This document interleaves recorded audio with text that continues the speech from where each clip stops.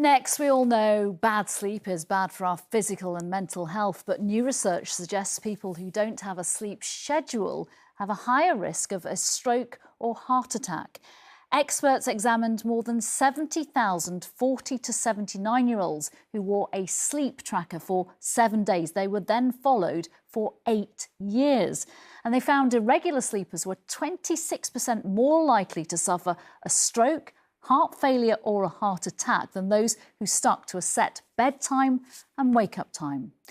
The researchers took into account other variables such as coffee intake and exercise. For more on this, I'm joined by June Davidson, Senior Cardiac Nurse from the British Heart Foundation. Thanks for speaking to me today. So it's not how long you sleep, but when you sleep, is that right?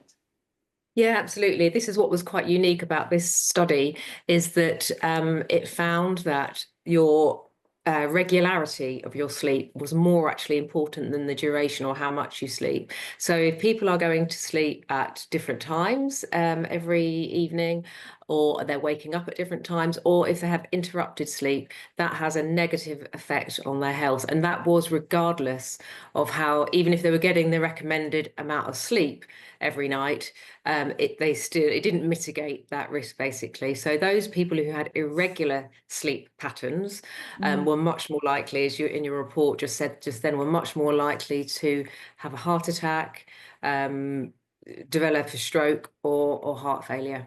Look, this is really concerning news for anyone who, say, works shifts or has young children. What's your advice to people who simply can't control their sleep schedule?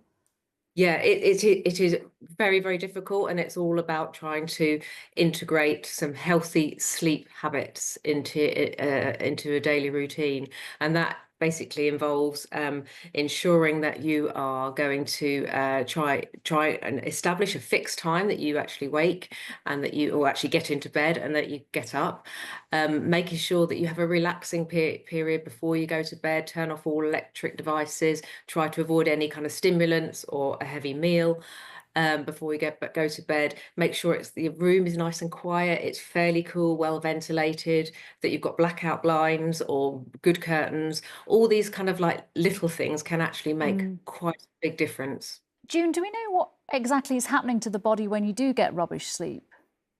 So this study couldn't prove what the reasons for this were, but there's a number of theories.